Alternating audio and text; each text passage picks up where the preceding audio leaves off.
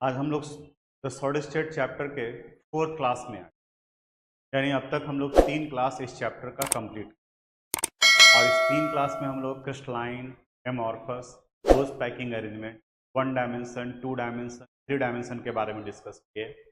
Type of cubic unit cell यानी simple, BCC और FCC के बारे में बात किए, और ये डिस्कस किए हम लोग कि पर यूनिट सेल कितने number of atom simple cubic में होगा, बीसीसी में होगा और एफसीसी। आज इस वाले वीडियो में हम लोग, इस क्लास में हम लोग 2 और इम्पॉर्टेंट डिराइवेशन करने जा रहे हैं। जैसे सबसे पहले आपको स्क्रीन पर दिखाई दे रहा है यहाँ relation between radius of constituent atom and edge length of unit cell, यानी आर और ए के बीच में रिलेशन स्टैब्लिश करेंगे सिंपल क्यूबिक का, बीसीसी का और एफसीसी का, इन तीनों का। और इसी का जरूरत फिर इसके बाद वाले टॉपिक में यानी कि पैकिंग इफिशिएंसी में होने। ये दोनों टॉपिक बहुत ही इंपॉर्टेंट है, डिराइवेशन से रिलेटेड है, तो इसलिए आप वीडियो को ध्यान से देखोगे, कॉपी में नोट करना है वो नोट करोगे। और मेरा सजेशन ये होगा कि डिराइवेशन एक बार खुद से, ज़्यादा वेट करने के बाद में नहीं, सेम डे खुद से करोगे डिराइवेशन, याद रहेगा। बिल्कुल एकदम सिंपल मैथ्स का कंसेप्ट है। सिंपल मैथ्स कहने का मतलब 7th 8th स्टैंडर्ड के ज्योमेट्री के मैथ का कंसेप्ट यहाँ अप्लाई होने वाला है। जैसे स्क्रीन पर आपको दिखाई दे रहा है simple cubic unit cell. Simple cubic unit cell में कंस्टिट्यूएंट्स कहाँ प्रेजेंट होते हैं? सिंपल क्यूबिक यूनिट सेल में कंस्टिट्यूएंट्स कॉर्नर पे प्रेजेंट होते हैं। क्यूब की अगर बात करें हम लोग, अगर क्यूब ड्रॉ करते हैं हम लोग, तो क्यूब कुछ इस तरीके से दिखेगा। यहाँ देख लो, पहले ये क्यूब ड्रॉ कर लिया, यहाँ ये क्यूब ड्रॉ कर लिया। अब इस क्यूब में कंस्टिट्यूएंट सारे कॉर्नर पर होंगे, यहाँ सारे कॉर्नर पर होंगे। और चूंकि क्लोज पैकिंग अरेंजमेंट है, तो क्लोज पैकिंग अरेंजमेंट में यहाँ के एटम और ये एटम सभी एक दूसरे को टच कर रहे होंगे, कवर अप कर रहे होंगे। तो ये डायग्राम को सिंपल बनाने के लिए ऑल 8 कॉर्नर की बजाय इसके सिर्फ अपर पार्ट यानी कि फेस को लेकर के हम लोग ड्रॉ करते हैं। देखो, तो फेस को लेकर के अगर ड्रॉ करेंगे हम लोग, तो इनका कुछ इस तरीके से अरेंजमेंट होगा। ध्यान से देखना, क्योंकि आपको भी ड्रॉ करना होगा। कंस्टिट्यूएंट्स सारे कॉर्नर पे प्रेजेंट हो, सिर्फ फेस वाले पार्ट को ले। एक एटम यहाँ हो गया, एक एटम यहाँ हुआ, एक एटम ये है, एक एटम ये है। देखो, ये पूरा क्लोज पैकिंग अरेंजमेंट हो गया। और ये स्क्वायर यानी जो दिख रहा है एक्चुअली क्यूब का पार्ट है, जो कि यूनिट सेल को रिप्रेजेंट करता है। अब मैथ के जैसा सोचो, आपको edge length of unit cell यानी इनके बीच में, यहाँ से यहाँ ए बी के बीच में रिलेशन इस्टेब्लिश करना है। एज लेंथ को हम लोग ए से रिप्रेजेंट करते हैं, यानी यहाँ ए से लेकर के बी तक के बीच के डिस्टेंस को ए कर। और रेडियस, अब आप इमेजिन करो, यहाँ पर रेडियस ऑफ कंस्टिट्यूएंट एटम को आर कह रहे हैं, यहाँ भी आर कह रहे हैं। ये तो सिंपल बच्चा भी देखेगा तो बता देगा कि इस फिगर में A B is equal to value आ गया है ए, इक्वेशन फर्स्ट मान लें। और रेडियस के टर्म्स में अगर करें तो ये रेडियस यहाँ भी आर और यहाँ भी आर, कितने के बराबर आ रहा है? 2r के बराबर आ रहा है। दोनों में LHS बराबर है, तो RHS भी बराबर हो गया। तो हम लोग कह सकते हैं from first and second 2r would be equal to a, therefore r would be equal to, क्या लिख सकते हैं हम लोग? a/2। It is the relation between radius and age length of the unit cell in simple cubic unit। ये simple cubic unit cell का relation आया, R is equal to. दूसरे टाइप की तरफ में बढ़ते हैं हम लोग। सेकेंड टाइप है face centred cubic unit cell. Face centred cubic unit cell वे कंस्टिट्यूएंट सारे कॉर्नर पर तो रहेंगे ही रहेंगे, और उसी के साइज के बराबर का एक एटम सेंटर पर भी रहेगा, फेस सेंटर पर भी। तो आप इमेजिन करो, यहाँ पर इसी डायग्राम को, इसी के बराबर के एक एटम को अगर हम लोग बीच में इंसर्ट करेंगे, तो अभी बीच में तो जगह कम है, तो जैसे ही इंसर्ट करेंगे तो इन सब के बीच में डिस्टेंस बढ़ जाएगा, और बढ़ने के बाद में इनका डायग्राम कुछ इस तरीके से दिखेगा। ये यहाँ ये दिख रहे हैं, दिख रहे हो? ये एटम का साइज, ये एटम, ये एटम, ये सभी बराबर दिख रहे हैं। ये फ्रंट व्यू है, यानी ये कॉर्नर के एटम हो गए, और ये बीच में जो है वो फेस सेंटर का एटम है। इसलिए इस यूनिट सेल को एफसीसी यूनिट सेल कहा है। अब आर और ए के बीच में रिलेशन निकालना है, अब जरा यहाँ ध्यान से देखना, ए बी सी और ये डी हो गया। यहाँ बी सी एज लेंथ को रिप्रेजेंट कर रहा है, ए बी भी edge length of unit cell को रिप्रेजेंट कर रहा है, और यहां से यहां ये वैल्यू जो है ट्रायंगल के AC को रिप्रेजेंट कर रहा है। इसको हम लोग देखेंगे तो R R R और ये पार्ट भी R, क्योंकि यहाँ इसका सेंटर है तो इधर का रेडियस यानी कि 2R डायमीटर के बराबर में है।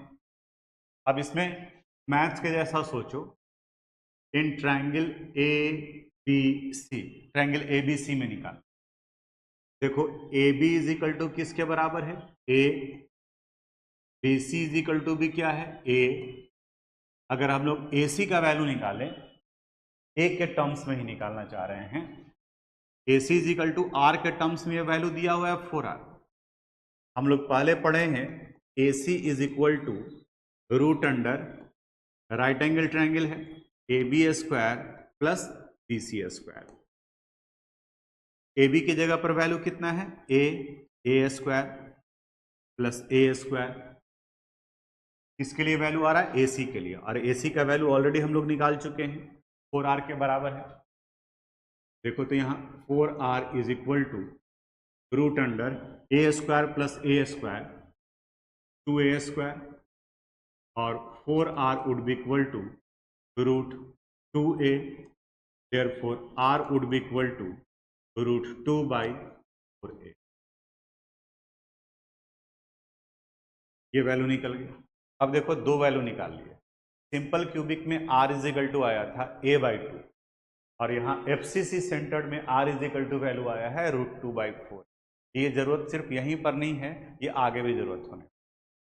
इसके बाद का थर्ड है BCC यूनिट सेल। जो स्टेटमेंट लिख रहा है उसको भी आप कॉपी में नोट करो, डिफिनेशन है, हालांकि ये कई बार रिपीट कर चुके हैं, हमें लगता है कि अगर आप देखे होगे सीरियसली तो ये आपके दिमाग में बैठ गया हो। BCC को प्लॉट करना यहाँ पर थोड़ा डिफिकल्ट है, समझाते हैं आपको कि BCC में किस तरीके से होगा। ये आपके सामने में क्यूबिक यूनिट सेल है, इसमें ये एज लेंथ होगा, ये सब एज लेंथ यानी इन सब का वैल्यू ए है। कंस्टिट्यूएंट्स कहाँ पर प्रेजेंट रहेगा, सारे कॉर्नर पर यहाँ कॉर्नर 8 कॉर्नर पर, और एक एटम इसके सेंटर में होगा, अंदर में। इसके ढक्कन को खोल करके इसके अंदर में एक बॉल डाला गया। अब जो अंदर का बॉल है वो सारे 8 कॉर्नर के एटम्स को टच कर रहा है। अब हमें जो रिलेशन निकालना है, जो 4R होगा, ध्यान से देखना, ये कॉर्नर, यहाँ ये कॉर्नर और इस कॉर्नर के बीच में निकालना है, यानी कि इस क्यूब के डायगोनल रिलेशन को कंसीडर कर रहे हैं। अब इसे ट्रायंगल जैसा अगर इमेजिन करना है तो ध्यान से देखोगे अगर मेरे हाथ को, तो यहाँ से ये बढ़ेंगे तो ये A हो जाएगा, यहाँ से अगर ये पार्ट को बढ़ेंगे तो ये रूट 2A हो जाएगा। यहाँ से डायग्राम को ध्यान से देखना, यहाँ पर ये वैल्यू रूट 2A के करीब में होगा, तो ये वैल्यू हो गया A, ये वैल्यू हो गया रूट 2A। एक ट्रायंगल इमेजिन करेंगे, अब यहाँ से इस कॉर्नर के बीच में 4R के बराबर हो, यानी कि डायग्राम बनाओगे तो ये कुछ इस तरीके से दिखेगा। यहाँ A, B और ये C। A का वैल्यू कितना हो गया, AB का वैल्यू, ये वैल्यू कितना हो गया रूट 2A, और यहाँ से यहाँ जो मिलाएंगे ये 4R के बराबर है। अब यहाँ पर भी देखो, in triangle ABC AB is equal to यहाँ A आ गया, BC is equal to root 2A and AC is equal to 4R। अब सबको कंबाइन कर देते हैं। AC is equal to relation क्या पढ़े हम लोग, root under AB square plus BC। अब वैल्यू पुट कर दो, AC की जगह पर आ जाएगा 4R, it would be equal to A square plus root 2A का square, 4R would be equal to root under A square, इसका स्क्वायर करोगे तो 2A square, 4R would be equal to 3A square, यानी 4R would be equal to root 3A therefore r would be equal to √3/4a। ये mathematical relation है। Question अगर 2 to 3 marks का है, derive करने के लिए कह रहा है, तब आप ये डिराइव करोगे, और अगर डिराइव करने के लिए नहीं कह रहा है तो सिंपल आप वैल्यू याद रखो। क्या याद रखना है जो आगे जरूरत नहीं पड़ेगा? पैकिंग इफिशियंसी में सिंपल क्यूबिक, एफसीसी और बीसीसी। सिंपल क्यूबिक में r और a के बीच में रिलेशन आया, r is equal to a/2। FCC के केस में r और a के बीच में रिलेशन आया, r is equal to √2/4a। और बीसीसी के केस में वैल्यू आया r इज इक्वल टू √3/।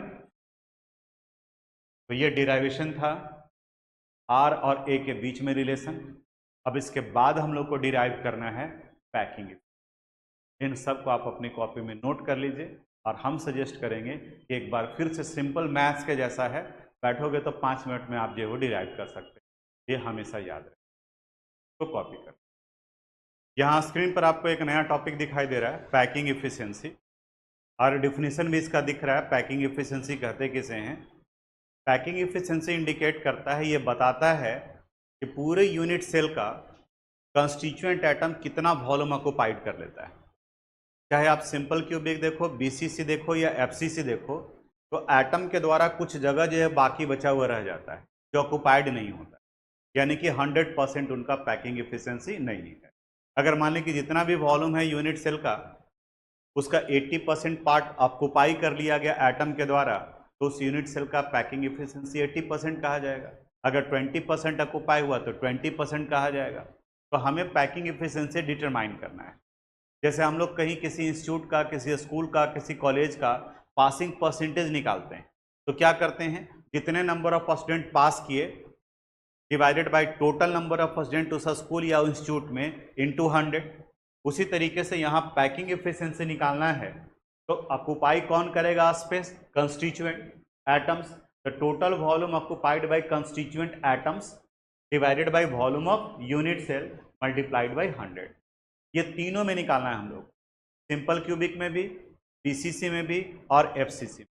और इन तीनों के लिए आपके पास में पहले जो पढ़े हुए हैं वो कंसेप्ट का जरूरत पड़ेगा। जैसे हम लोग कहाँ कहाँ पढ़ेंगे, क्या क्या डिस्कस करेंगे, जो सिंपल क्यूबिक आगे यूज करने वाले हैं, फिर आपका बीसीसी, और फिर क्या है? एफसीसी। पहले आप बताओ तो पिछले क्लास में हम लोग पढ़े हैं नंबर ऑफ एटम्स के बारे में, कि पूरे क्लोज पैकिंग अरेंजमेंट में कितने नंबर ऑफ एटम्स होंगे एट ईच यूनिट सेल। बताओ सिंपल क्यूबिक में कितने नंबर ऑफ एटम्स? 1। कंस्टिट्यूएंट सिर्फ कहाँ प्रेजेंट थे? कॉर्नर पर। तो याद करो 8 × 1/8 इज इक्वल टू कितना आया था? 1। याद करो तो बीसीसी में कितने नंबर ऑफ एटम्स? 2। कंस्टिट्यूएंट्स कहाँ प्रेजेंट है? All corners as well as inside the body centre. तो लिखे थे हम लोग 8 × 1/8 प्लस 1 × 1। बताओ एफसीसी में 4। यहाँ कंस्टिट्यूएंट सारे कॉर्नर यानी 8 × 1/8 और plus at the centre of all the faces यानी 6 × 1/2। पिछले क्लास में कैलकुलेट किए थे हम। ये तो याद रखना पड़ेगा, हर जगह पर ये जरूरत पड़ने वाला है। और अभी हम लोग इस जगह पर पढ़ें आर और ए के बीच में रिलेशन, आर एंड ए के बीच में रिलेशन। बताओ यहाँ आर इज इक्वल टू क्या आया था? a/2। यहाँ are is equal to √3/4a। ये बीसीसी है, ठीक है। और यहाँ एफसीसी में बताओ are is equal to √2/4a। तो जो पूछा जाएगा उसके अनुसार से आएगा। ये टोटल नंबर ऑफ एटम्स है, और यहाँ पर रेडियस और एज लेंथ के बीच का रिलेशन है जो आर और ए के बीच में। अब इसके बाद में सिंपल क्यूबिक यूनिट सेल में हमें ये निकालना है, एक में जो फॉर्मेट होगा वही फॉर्मेट तीनों में अप्लाई हो जाएगा। फर्स्ट अगर समझ में आ गया तो सेकंड और थर्ड में थोड़ा सा वैल्यू चेंज करके बाकी का आप लिख सकते हो, सिर्फ थोड़ा सा 1-2 जगह पर चेंज हो जाएगा। देखते हैं क्या क्या आएगा। जो सिंपल क्यूबिक में कंस्टिट्यूएंट सिर्फ कॉर्नर पे प्रेजेंट होता है, तो रेडियस ऑफ एन एटम, एक एटम के रेडियस को हम लोग आर मान लेते हैं।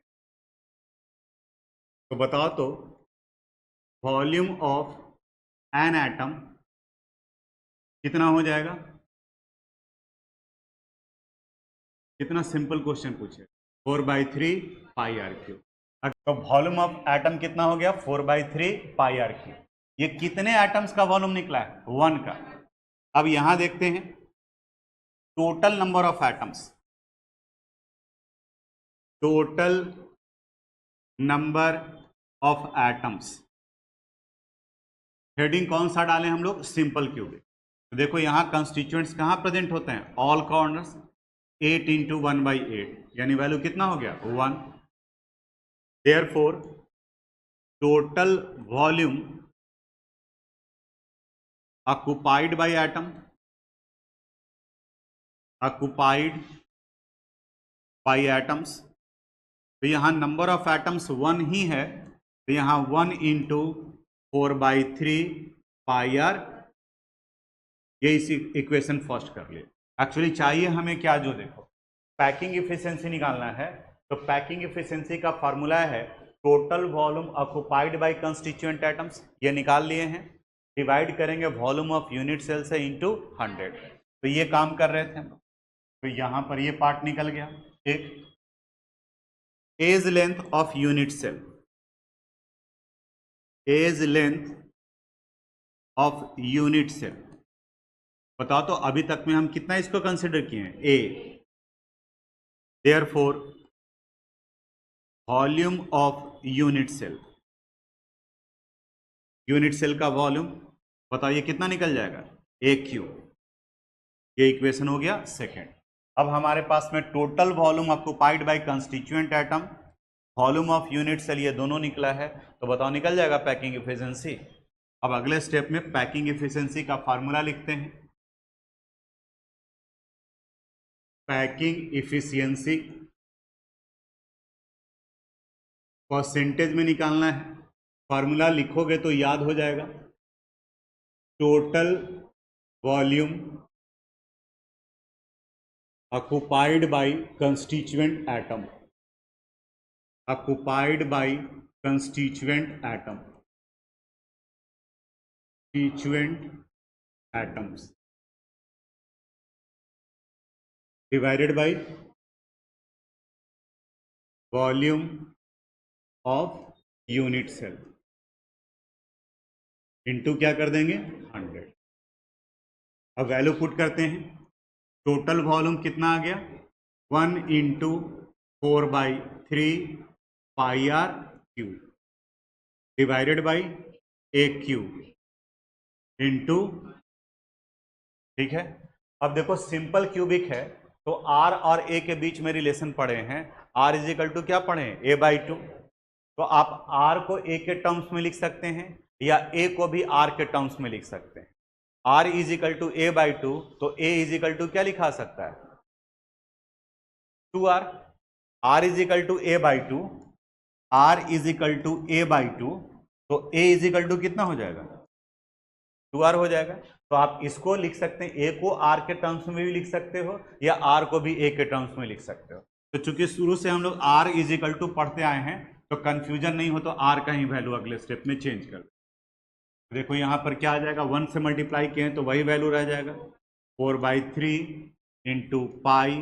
आर की जगह पर क्या लिख देंगे? a/2 cube divided by A cube into 100। अगले स्टेप में इसका वैल्यू डाल दो। 4 इंटू पाई का वैल्यू 22/7 भी ले सकते हैं और क्या ले सकते हैं? 3.14। इसका क्यूब करेंगे तो देखो ये वैल्यू कितना हो जाएगा? ए क्यूब डिवाइडेड बाई, नीचे में कौन सा पार्ट आ गया इसका? 3 ए क्यूब और यहां 2 है, 2 का क्यूब करेंगे वैल्यू कितना आएगा? 8 इंटू 100। देखो ये क्लियर है कि नहीं है? a/2 क्यू है, तो ए क्यू और 2 का क्यूब निकालेंगे तो 8, तो यहाँ ए क्यू और यहाँ 8। अब देखिए क्या कैंसिल हो गया?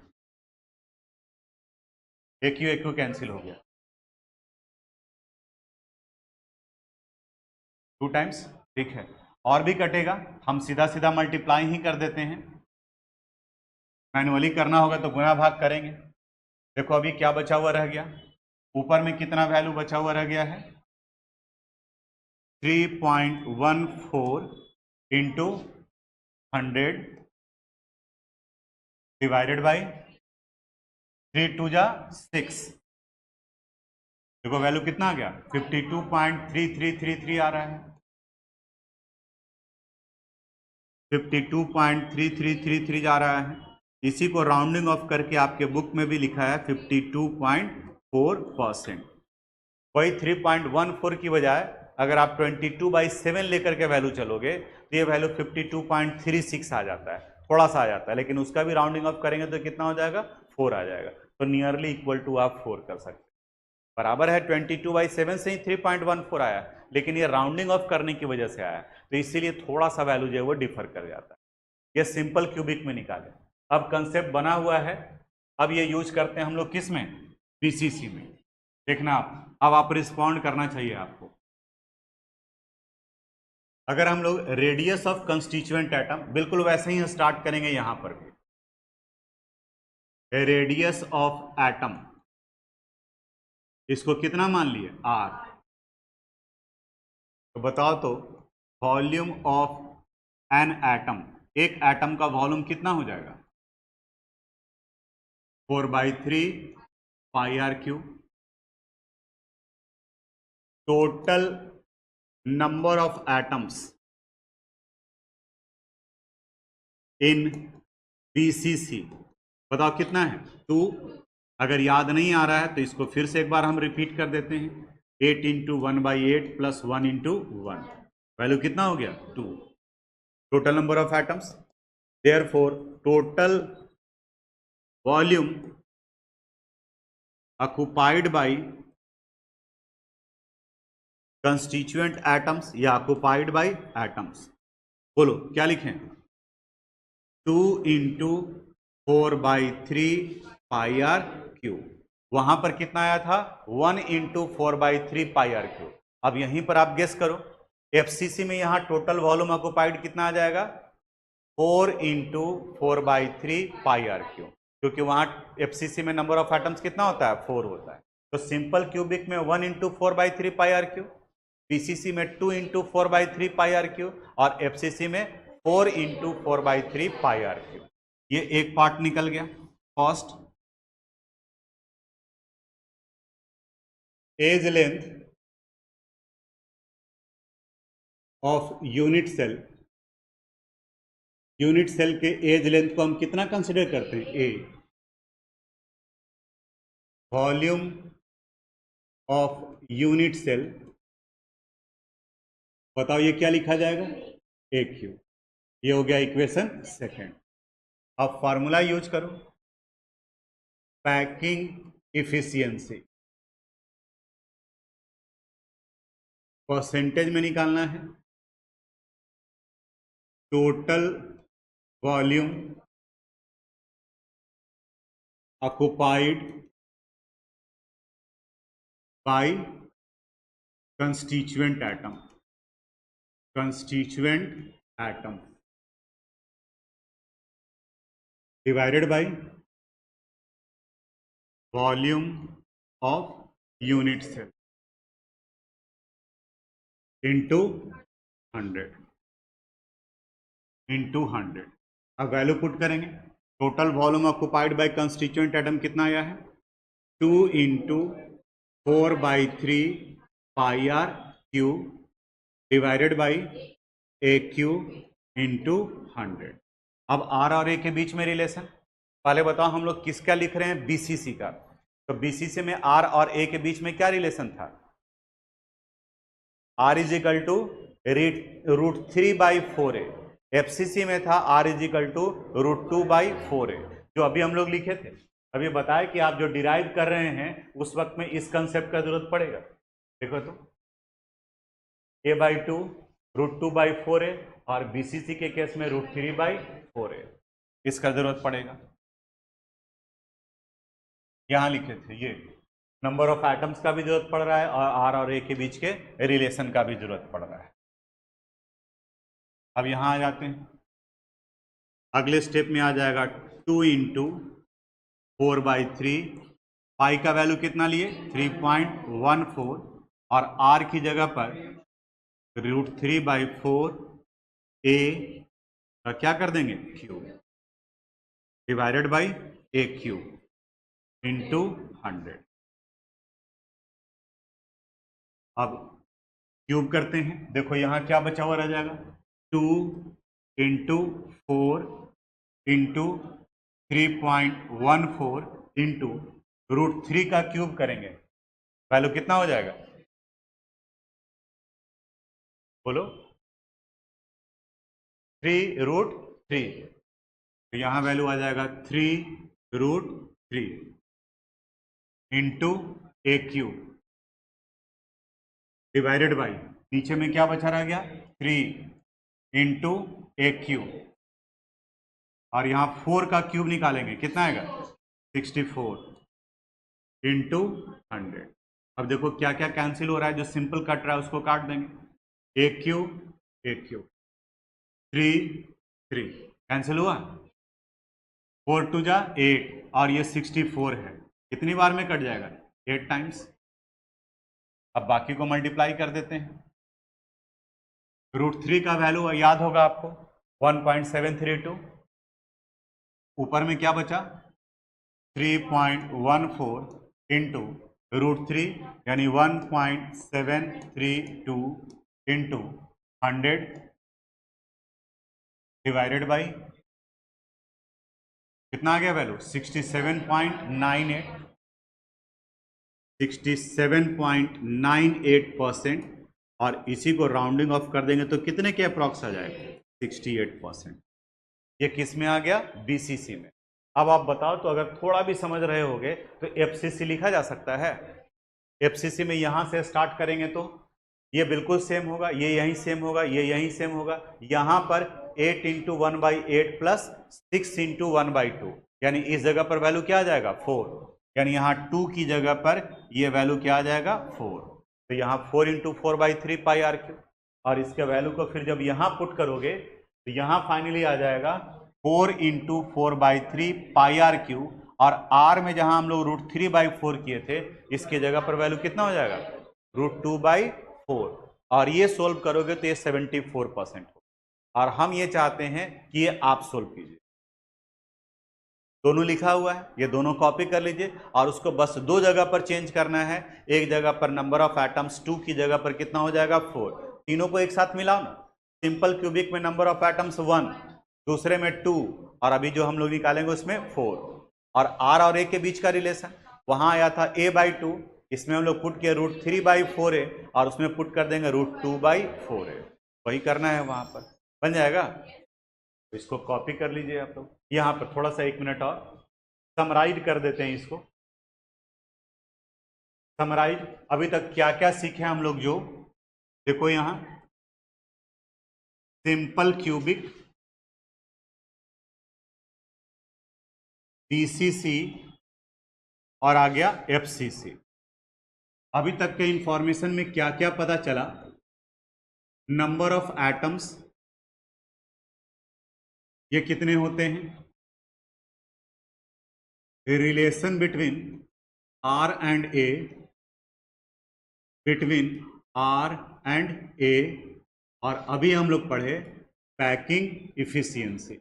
दिमाग पे जोर डालना और रिस्पॉन्ड करना, बताना पैकिंग इफिशियंसी। बताओ सिंपल क्यूबिक में नंबर ऑफ एटम्स, ठीक है, बीसीसी में 2 और एफसीसी में, ठीक है, यहाँ आर और ए के बीच में रिलेशन, सिंपल क्यूबिक में r is equal to a/2, यहां पर r is equal to √3/4a और यहां पर r is equal to √2/4a, ठीक है। पैकिंग इफिशियंसी इसका निकाले हम लोग तो आ गया था 52.4%, इनका निकाले तो 68%, ये अभी आप निकाले नहीं हो, कैलकुलेट करोगे तो ये 74%। अब ये कितने नंबर का क्वेश्चन है, अगर 1 मार्क्स का क्वेश्चन होगा तो ये वैल्यू डायरेक्ट हम लोग लिख देंगे, अगर 1 मार्क्स से ज़्यादा का होगा कि निकालने के लिए कहेगा डिटरमाइन द वैल्यू ये determine the value of packing efficiency in BCC, 2 number का क्वेश्चन दिख रहा है, 3 नंबर का क्वेश्चन दिख रहा है, तब वो पूरा करेंगे। और अगर 1 नंबर का क्वेश्चन दिख रहा है ऑब्जेक्टिव, तो वो क्यों करेंगे, हम लोग डायरेक्ट क्या कर देंगे, वैल्यू लिख देंगे। वैसे ही आर और ए के बीच में भी रिलेशन कहा जाएगा डिराइव करने के लिए तो डिराइव करेंगे, नहीं कहा जाएगा तो सीधा सीधा ये वैल्यू पुट करेंगे। और ये कंसेप्ट फिर आगे भी यूज होना है जब हम लोग न्यूमेरिकल बनाएंगे। तो ये यहाँ तक आज। अब इसके बाद अगले क्लास में हम लोग डेंसिटी ऑफ यूनिट सेल पढ़ेंगे, लेकिन इसको आप कॉपी कर लीजिए और घर में आज ही प्रैक्टिस कीजिएगा। आज के बाद में अगर छोड़ दोगे फिर छूट जाएगा, फिर नहीं होगा, तो फिर भूल ही जाओगे पूरा का पूरा। कॉपी कर लीजिए। Thanks for watching this video.